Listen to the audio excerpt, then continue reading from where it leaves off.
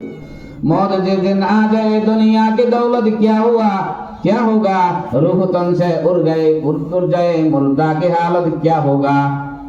এই রুহু প্রাণ পাখি দেহ থেকে যখন বের হবে কি হবে। নেজামুদ্দিন আউলিয়া রহমতুল্লাহ আলাইহি যখন মৃত্যু হয়ে যায়, তার লাশ যখন কবরে নেয়, তার এক মুরিদ পাগল হয়ে বলতেছে, সারো সে মি না বসারা মি রবি সপ্তবে মেহরি কে বেমা মি রবি। হাই মাটি মিশ্রণ হয়ে গেলা, তুমি মাটি হয়ে গেলা, মারা গেলা, তোমার এই ফোরাকান্দ অবস্থায় এত নির্দয় সারা জীবন। তুমি নেজামুদ্দিন আউলিয়ার দরবারে আমরা ছিলাম, সবসময় আসতাম, একটা বাদশাহী অবস্থা দরবার ছিল। আজকে তুমি দয়াহীন হয়ে, দয়া নাই আমাদের প্রতি, কোন দয়াই নাই, নির্দয় হয়ে কোথায় চলে যাচ্ছ তুমি? তোমাকে কাঁদে নিয়ে কোথায় নেওয়া যাচ্ছে? তুমি চলে যাচ্ছ, মত হয়ে গেছে তোমার। সারসি মেরা বসারা আমি রবি সপ্তে বে মে রিক বে মা আমি রবি। এক বুজুর্গ মতের সময় কর, আর টাইম নেই কথা গাওয়ার। ওয়াক্তে আমতে মান উরিয়া শাওয়াম, আর সময় আসে কেউ কোনো কথা কয় না।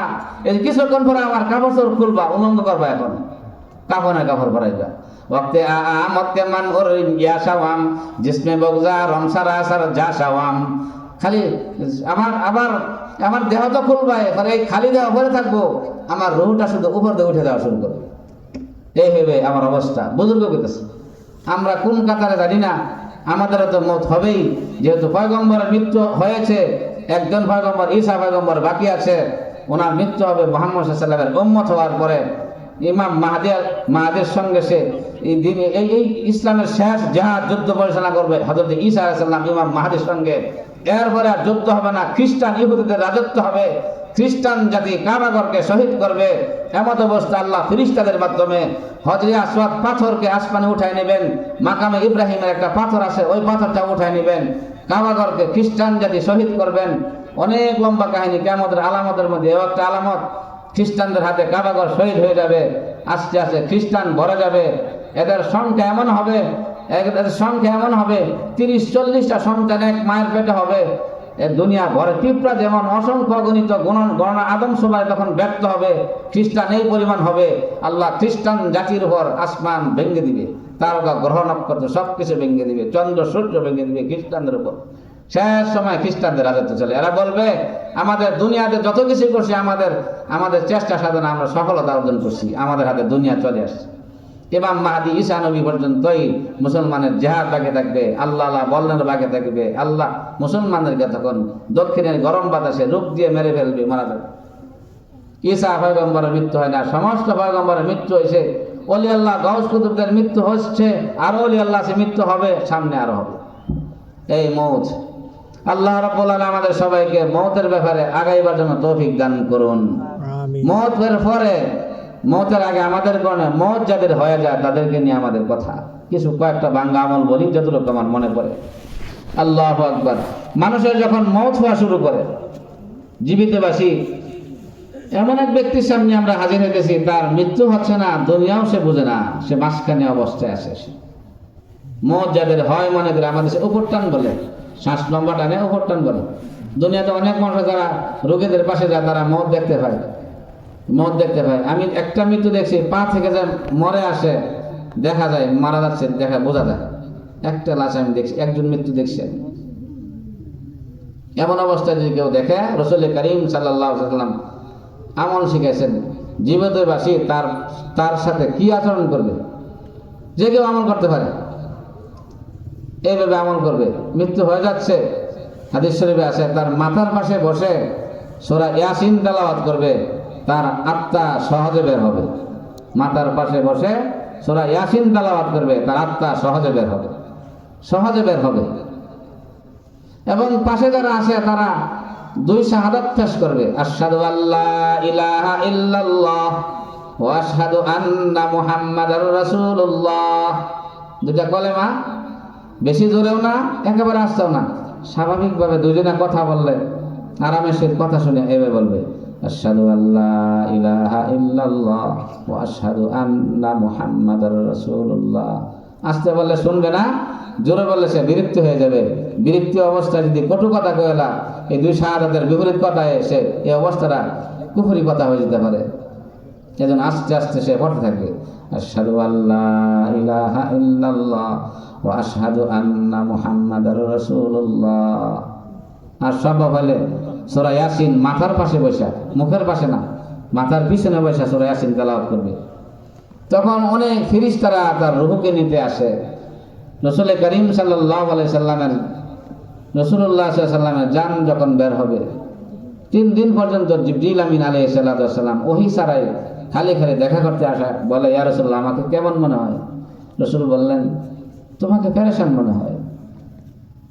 3য় দিনের মাথায় বলেন, ইয়া রাসূলুল্লাহ, এই আসমান থেকে একজন ফেরেশতা আছে, তার নাম হলো ইসমাইল ফেরেশতা। এই ফেরেশতা আপনার সাথে সাক্ষাৎ করত। আবার জিবরিল বলে, ইসমাইল ফেরেশতার সঙ্গে 1 লক্ষ ফেরেশতা আছে।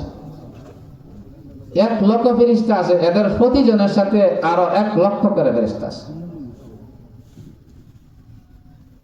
এবং জিবরিল এগুলো প্রস্তাব দেয়, ইসমাইল ফেরেশতা রাসূলকে বলবে, এই সাহস সে পাচ্ছে না। ইন্নাল্লাহ ইয়াশতাকি আন ইয়ালকা রূহাকা, আল্লাহর আগ্রহ আপনার রূহের সাথে দেখা করতো, আপনার সঙ্গে না, আপনার রূহের সঙ্গে দেখা করতো। মেশকাত শরীফে এই অবস্থার উল্লেখ আছে। রাসূল সাল্লাল্লাহু আলাইহি ওয়াসাল্লাম একটু চুপ হয়ে গেলেন, মতের জন্য রেডি হবে, খুশি। ইসমাইল ফেরেশতার সাথে সাথে হাজির। রাসূল হাজির হওয়ার সাথেই বললেন, ইফআল মা আমারাকাল্লাহ, আল্লাহ যা হুকুম করছে আপনি তাই করুন। এই কথাটা রাসূল বলেছেন, ইফআল মা আমারাকাল্লাহ, আল্লাহ আপনাকে যা হুকুম করছে, যা নির্দেশ করছে তাই করেন। রাসূল সাথে সাথে মত রেডি। রাসূল করিম সাল্লাল্লাহু আলাইহি ওয়াসাল্লামের প্রাণ নেবার জন্য, রূহ নেবার জন্য যে ফেরেশতা আসলো, এই ফেরেশতা একা আসছে না লোকের সাথে ফেরেশতা ছিল? ফেরেশতা ছিল। অনেক আলেম বয়ান করে আয়াত আমি শুনি, কিন্তু আমি তফসির জানা আছে, তরজমাটা যথেষ্ট নয়, এটা হাদিস দিয়ে তরজমাটা করা দরকার। ইন্নাল্লাযীনা ক্বালু রাব্বুনাল্লাহু সুম্মা ইসতাকামু তাতানাজ্জালু আলাইহিমুল মালাইকাতু আল্লা তাখাফু ওয়া লা তাহজানু ওয়া আবশিরু বিল জান্নাতিল্লাতী কুনতুম তুআদুন। এটা তরজমা করে, আচ্ছা তাফসীর অনুযায়ী তরজমাটা করে না, এটি হাসা। আল্লাহু আকবার। মৃত্যুর সময় অনেক ফেরেশতা নাজিল হয় রূহ নেবার জন্য। শয়তান মানুষকে ধোঁকা দেওয়ার জন্য আসে, যারা দুনিয়াতে আল্লাহকে রব বলে রাজি ছিল। আল্লাহ আমার রব। তোমার রবকে, তোমাকে পালে কে? আল্লাহ। আর কেউ পালে না, আর কেউ পালে না, আল্লাহ পালে, আর কেউ পালে না। এই বিশ্বাস মুমিনের সিনার ভিতরে গাঁথানো, আল্লাহ আমাকে পালে। তোমার আব্বা আম্মা যে পালে, এটা উসিলা। আমার আব্বা আম্মাকে আল্লাহ পালে। সরকার যে চাকরি দিয়ে পালে, না, এটা একটা উসিলা, এটার মাধ্যম যে আল্লাহ পালে। তোমার যে গাছে অনেক ফল ফসল হয়, এগুলো চলতেছ, না, এটা একটা উসিলা। এই গাছের মাধ্যম দিয়ে আল্লাহ তার ফল আমাদেরকে খাওয়ায়। বছরে বছরে তাজা ফল খাওয়া, 1 বছরে দেওয়া যায় না, যত বছর হায়াত তত বছর খাওয়া। সে থাকা বিশ্বাস, তার প্রতিফলক তার রব আল্লাহ। এই বিশ্বাস যে মুমিনের অন্তরে গাঁথানো, এই মুমিনের জান বের করার জন্য আল্লাহ বিপুল সংখ্যক ফেরেশতা পাঠায় দেয়। তারা পাশে এসে কলেমা পড়ে, তার ইমানের বাণী পড়ে, শয়তান ধোঁকা দিতে আসে, সব শয়তানকে দূর করে দেয়। তাতানাজ্জালু আলাইহিমুল মালাইকা আল্লাহ তাখাফু ওয়া লা তাহজানু। তখন এই ফেরেশতারা বলে, শয়তান দূর করে বলে, তোমার ভয় চিন্তা কিচ্ছু নাই, তুমি ইমানদার মৃত্যু। তারা মানুষের প্রাণ বের হওয়ার সময় অনেক ফেরেশতা আসে। রাসূল করিম সাল্লাল্লাহু আলাইহি ওয়াসাল্লাম বলেন, সূরা ইয়াসিনের অনেক ফজিলত লেখছে। তাদের একটা কর্ম হলো, মানুষের যখন মৃত্যু বুঝি বা অ্যাক্সিডেন্ট করছে, মৃত্যু হয়ে যাচ্ছে, আমি নিয়ে হাসপাতালে যাচ্ছি, মৃত্যু হয়ে যাচ্ছে, শাহাদাতি মৃত্যু হয়ে, তবু তার পাশে আমি বলি, আশহাদু আল্লা ইলাহা ইল্লাল্লাহ ওয়া আশহাদু আন্না মুহাম্মাদার রাসূলুল্লাহ। এটা মুসলমানের আমল। এটা কি যে মরতেছে তার আমল, না জীবিতবাসীর আমল? মৃত্যুর জগতে যাচ্ছে তার সাথে আমল। আমার মনে 2-2.5 ঘন্টা বললে এই শাস্ত্রী কবর খান যাইতে পারতাম না, অনেক লম্বা কথা। এ আমল করবে, মৃত্যু হয়ে যাবে। মৃত্যু হচ্ছে মানুষের অনেক সময় চোখ উল্টে যায়। মুসলমানের বদগুমানি নিষিদ্ধ। চোখ কেন উল্টে গেল? এর ধারণা 2 দিকে হতে পারে। কষ্ট হয়েছে এটা বলা নিষেধ, তার প্রাণ হয়তো ওদিকে এদিকে রহমতের দিকে যাওয়া শুরু করছে, সে এইভাবে তাকাইছে কীভাবে যায়, এই বেরিয়ে গেছে। এটা তো হইতে পারে রহমতের তাকানো শুরু হয়ে গেছে। ধারণা খারাপ, তার উল্টাবার তাকায় হয়েছে, মৃত্যু খারাপ হয়েছে, এটা বলা নিষেধ। মুসলমান সমালোচনা করে, সে তো আরামে মৃত্যু হয়েছে, খাইতেছে, মারা গেছে, এরকম ভাগ্যান নাই, এটা বলা নিষেধ। একজন মুসলমানের মৃত্যুর সময় কষ্ট হইতেছে, মানুষের ধারণা করে মতের সময় অনেক কষ্ট হয়েছে, এটা বলা নিষেধ। তার জিন্দেগির যে পাপ ছিল মৌতের সক্রাতের মাধ্যমে, তার শেষ পাপটুকু মৌতের সক্রাত দিয়েই মাফ করে দিয়েছে আল্লাহ। এরপরে তার আর কোনো কষ্ট নাই, সে বর্জর জগতে সে জান্নাতের নিয়ামত ভোগ করবে। এই জন্য মৌতের সময় হালকা একটু কষ্ট পেয়েছে। তাহলে মুসলমান কি কোনো মন্তব্য করতে পারে সে সুখে মারা গেছে, সে কষ্টে মারা গেছে? এর আচরণ তো কেউ জানে না। এই জন্য বলছিলাম, সরওয়ারে কায়নাত দুজাহানের বাদশাহ রাসূল করিম সাল্লাল্লাহু আলাইহি সাল্লামের তারাই মানবে যারা মানবার জন্য আসছে। এই বদগুমান আমরা করতে পারি না, তার মৃত্যু কষ্ট হয়েছে। একজন মানুষ, ইবনে মাজাহ শরীফের হাদিস, সে সারা জীবন পাপ করছে, শেষ সময় খালি বন্ধে কি তওবা করছে কে জানে, আল্লাহ তার সব গুনাহ মাফ করছে, সে জান্নাতবাসী হয়ে সে দুনিয়াতে চলে গেছে। ইবনে মাজাহ হাদিস, একজন মানুষ সারা জীবন ভালো কাজ করছে, সে শেষকালে কোন গুসা অবস্থায় মারা গেছে না নাফরমান কর্ম অবস্থায় মারা গেছে, নাকি কালেমায়ে কুফর বলছিল, তওবা করার সুযোগ হয়েছে না, মারা গেছে। সারা জীবন আমল করার পরেও শেষ মুহূর্ত আল্লাহর সঙ্গে কি পরিষ্কার কে জানে, সে জাহান্নামে যেতে পারে। এই জন্য এটা বলতে পারবে না সেটা জান্নাতবাসী, সেটা জাহান্নামবাসী। মুসলমান ধারণার থেকে বাঁচা উচিত, ইয়াকুম ওয়াজ-জান্না, এই ধারণা থেকে মুসলমান বাঁচা উচিত। রাসূল করিম আমাদেরকে এগুলো শিক্ষা দিয়েছে। যাই হোক, মুসলমানের মওত হয়ে গেছে, তার মওত হয়ে গেছে। হাদিস শরীফে আছে, মওতের পরে যার শরীর ঘামতে থাকে তাকে সব একদম নেককার মনে করো। তার সে ঘামতে আছে, সে মরিয়াও সে জিন্দা নমুনা প্রকাশ পেতেছে, সে নেককার মনে করতো। তার নাক ঘামতেছে, তার কপাল ঘামতেছে, তার কানের পট্টি এখনো শক্ত হয় না, ডিল ঘামতেছে, তাকে সৌভাগ্য মনে করো। সে জিন্দার মতন সে এখন বরং। মানুষ মারা যায়, সে অনেকক্ষণ শরীর দিয়ে থাকে। আমার ফুফাতো ভাই মাহবুব রহমাতুল্লাহি আলাইহি, সে চট্টগ্রামকে সারা রাত আনছে, আনার পর সকালবেলা শরীর দিল। এটা মৃত্যুর পর শরীর শক্ত হয়, এটা হচ্ছে না, শহীদি মৃত্যু। শরীর এখনো সে স্বাভাবিক শক্ত হয় না, মুখ দিয়ে রক্ত পড়তেছিল। স্বাভাবিক মানুষ 3-4 ঘন্টার পর সে শক্ত হয়ে যায়, মুখের লালা পানি হয়ে যায়, রক্ত পানি হয়ে যায়, তার সকালবেলা রক্ত পড়তেছে। এগুলো জিন্দার মতো নমুনা, সে ভাগ্যবান মানুষ। এগুলো আছে। মানুষ যখন মারা যায় তার সাথে কি আচরণ। রাসূল করিম সাল্লাল্লাহু আলাইহি সাল্লাম তার সামনে আবু সালামা রাদিয়াল্লাহু তাআলা আনহু হাজির হয়েছে। না, উম্মে সালামা আবু সালামার ব্যাপারে পেরেশান করতেছে। আবু সালামা ইন্তেকাল করছে।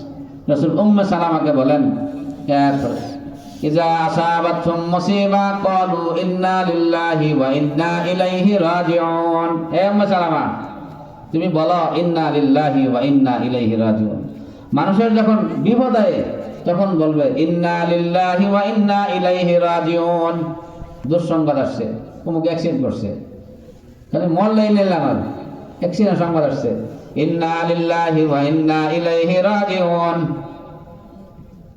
আরেকটা দুঃসংবাদ আসছে, তার বাড়িতে আগুন লাগছে, ইন্না লিল্লাহি ওয়া ইন্না ইলাইহি রাজিউন। 2 মাস পরে কল দিয়েছে, আমাদের বাড়িঘর তো নদী ভেঙে গেছে, মোবাইলেই বলতে হবে ইন্না লিল্লাহি ওয়া ইন্না ইলাইহি রাজিউন। অমুক মারা গেছে, ইন্না লিল্লাহি ওয়া ইন্না ইলাইহি রাজিউন।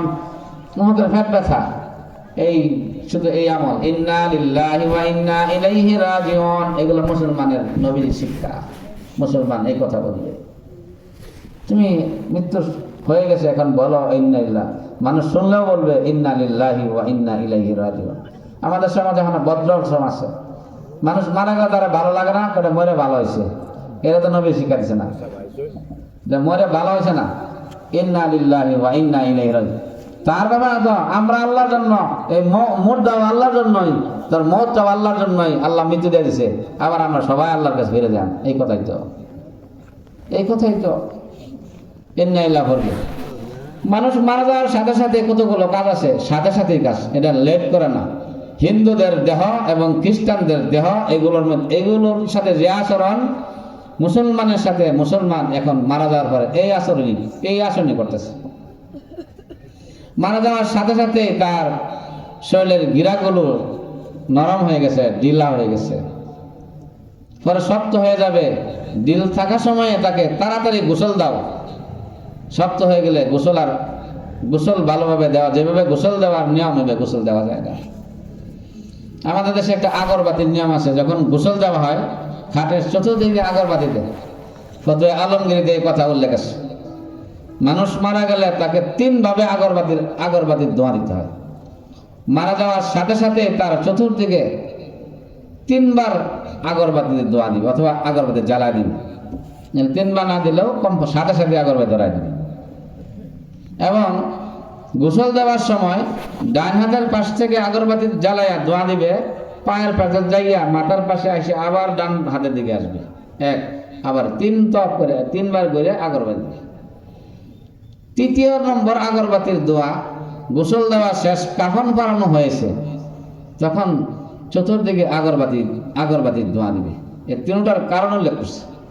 মৃত্যুর সাথে সাথে মাইয়তের শরীরে কোন অবস্থা আছে, কাজ কাম করতে থাকছে, অথবা শরীরে গোসল ছাড়া ছিল, মারা গেছে, দুর্গন্ধ থাকতে পারে, যাতে একজন মুসলমানের শরীরের দুর্গন্ধ মানুষের না পায় এবং প্রভাব না পায়। মুসলমানের শরীরের দুর্গন্ধ হলে আরেকজনের কষ্ট হয়, ধারণাও খারাপ হয়। এই ধারণা খারাপ না হওয়ার জন্য সাথে সাথে আগরবাতি দিবে। গোসল দেওয়ার সময় আগরবাতি দিবে, যাতে গোসলের সময় প্রস্রাব বের হতে পারে, পায়খানা বের হতে পারে, গোসলের সময় শরীরের গামের দুর্গন্ধ থাকতে পারে, ওই দুর্গন্ধের অনুভব না হওয়ার জন্য। একটা গ্রাম তো যাবেই, যাতে আগরবাতির গান তার নাকের মধ্যে যায়। এই জন্য গোসলের সময় আগরবাতি জ্বালানো হবে। গোসলের পরে আবার কেন আগরবাতি?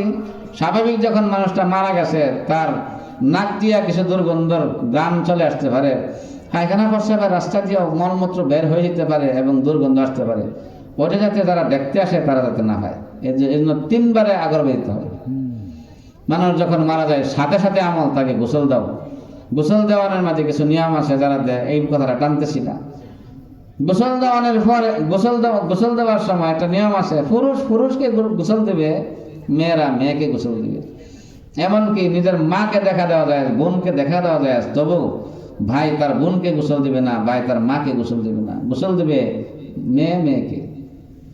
গোসল দেওয়ার পরে আরেকটা আমল হলো, গোসল দেওয়ার পরে দাড়িতে আতর দিবে এবং মাথার চুলে আতর দিবে। পুরুষ হলে মেয়েকে আতর দিবে না, এবং সিজদার জায়গায় মেয়ে পুরুষ সবাইকে কাঠপুর গোটা শেষে এগুলো সিজদার জায়গায় ডলে দিবে। এই আমল আসছে। আতর ছিল পুরুষকে গোসল দেওয়ার পর দাড়িতে মাথার দেওয়ার কথা, কিন্তু আতর দেয় জানাজা নামাজ পড়তে যারা যায় এদের হাতে হাতে আতর দেয়। কই আসেন কই গেল গা, উল্টা বুঝলি রে রাম, এই দশা হয়েছে। রামে উল্টা বুঝছে বা দুষে পড়ে। মুসলমানকে নবীজির কি শিক্ষা ছিল, কোন দিকে চলে গেল? আতরের কথা ছিল গোসলের পরে পুরুষের দাড়িতে এবং মাথায় দিবে আতর, ঠিকই কিনে পরে যারা জানাজার নামাজ পড়ে তাদের সেবে সেরে দেয়। এটা অযথা, এটা অপচয়, এটা অপচয়। গোলাপ জলের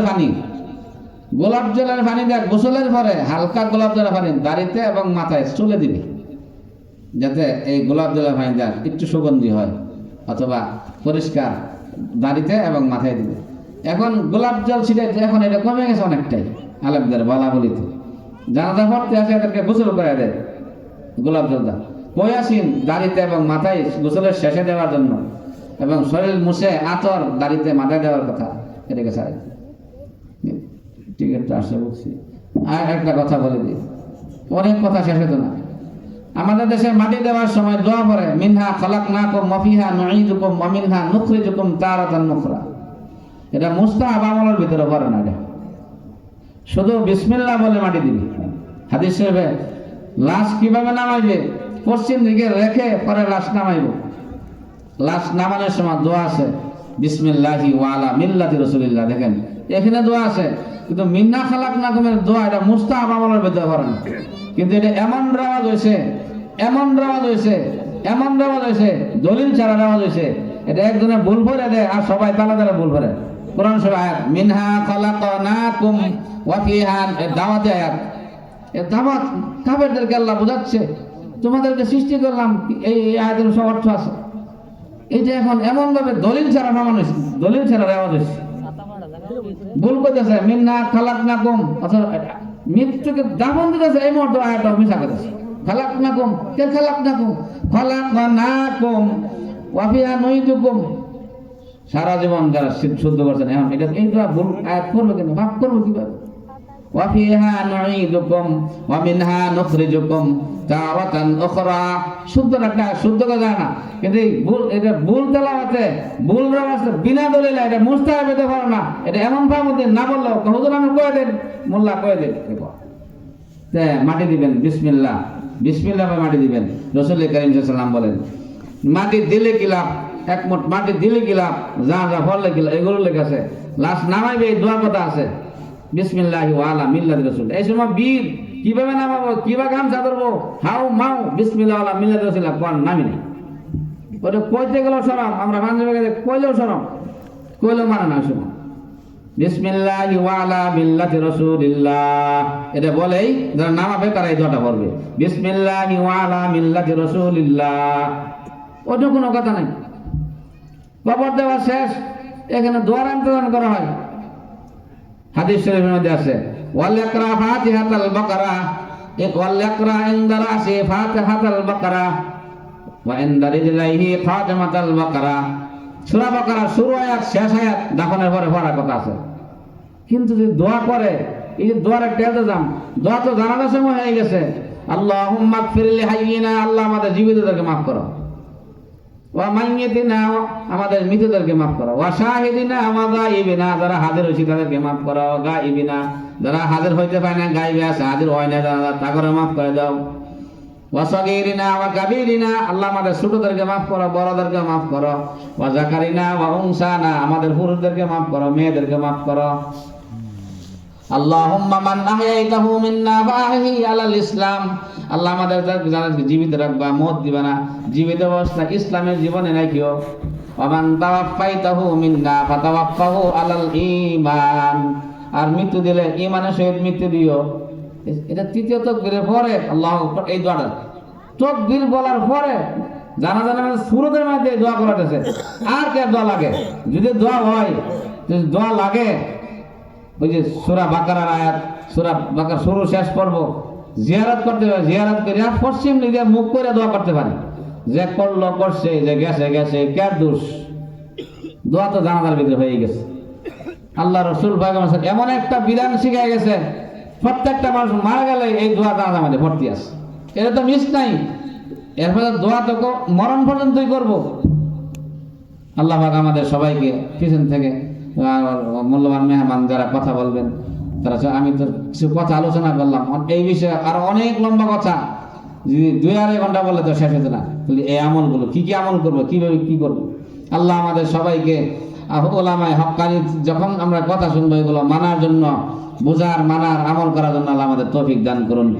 সুবহানাল্লাহি ওয়া বিহামদিহি, সুবহানাকাল্লাহুম্মা ওয়া বিহামদিকা, আশহাদু আল্লা ইলাহা ইল্লা আনতা, আস্তাগফিরুকা ওয়া আতুবু ইলাইকা। বিশেষ করে আমি সবার যারা কথা বলছে সবার চেয়ে এলমে কম,